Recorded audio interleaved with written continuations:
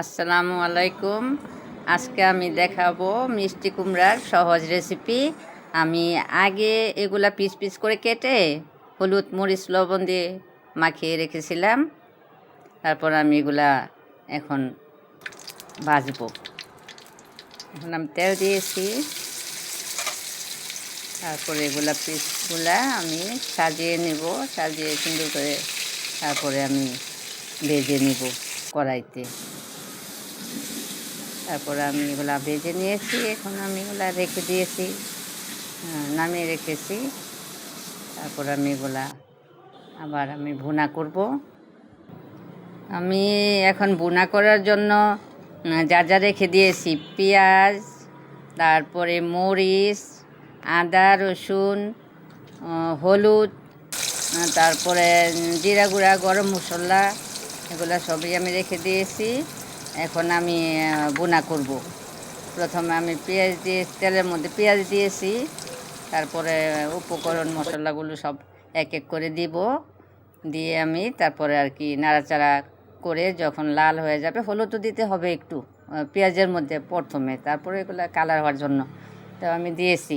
এখন এক এক করে সব মশলাগুলো দিব, দিয়ে নাড়াচাড়া করে সুন্দর ভাজা ভাজা যখন হয়ে আসবে, তখন আমি এগুলা আস্তে আস্তে নাড়াচাড়া করে পরে আমি একটু পানি দিব।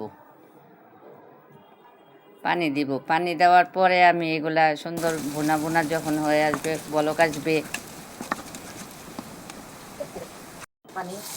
আমি সব মশলাগুলো দিয়ে দিয়েছি। এখন আমি নাড়াচাড়া করব। নাড়াচাড়া আমি করে যখন কালার হয়ে আসবে, সুন্দর হয়ে আসবে, তখন আমি পানি দিব। পানি দিয়ে তারপরে আমি যখনই এটা সুন্দর বলক আসবে তখন একটা সুন্দর গ্রান বের হয়। তখন আমি এগুলো মিষ্টি কুমড়াগুলো যে ভেজে রেখেছিলাম, ওগুলো আবার আমি সাজিয়ে দিব। সাজিয়ে দিলে ওগুলা বলকাতে থাকবে। তো আমি তো এগুলা দেখতে আসছি। তারপর আস্তে আস্তে আমি এগুলা নাড়াচাড়া করে আস্তে আস্তে করে, এখন আমি আস্তে আস্তে নাড়াচাড়া করে এগুলা ঢেকে দিতে হয় না, ভাজা তো, ওই জন্য আমি ঢাকবো না। তখন এগুলা তো অনেকই মজা খেতে। এখন আমি শেষ পর্যন্ত হয়ে আসছে। এখন আমি কাঁচামরিচ, তারপরে ধনিয়া পাতা এগুলা দিয়ে দিব। দিয়ে তারপরে যখন হয়ে আসবে, একটা সুন্দর স্মেল, একটা ঘ্রাণ হবে, তখনই আমি এগুলা মানে হয়ে গেল আমার, এগুলা আর কি হয়ে যাবে। তো এগুলা খেতে খুবই মজা। আপনারাও এরকম করে রান্না করে খাবেন, খেয়ে দেখবেন কি যে সুস্বাদু মজা হয়, খুবই ভালো লাগে। মানে মিষ্টি কুমড়া তো অনেকভাবেই রান্না করা যায়, তো এই ভুনাটা খুবই মজাদার। তো এটার সাথে আবার মাংসের মশলাগুলাও দিলে আর একটু এগুলা মানায় আর কি। হয়ে গেল আমার মজাদার সহজ রেসিপি মিষ্টি কুমড়ার। তা আপনারা বাসায় বানিয়ে খাবেন। ধন্যবাদ সবাইকে।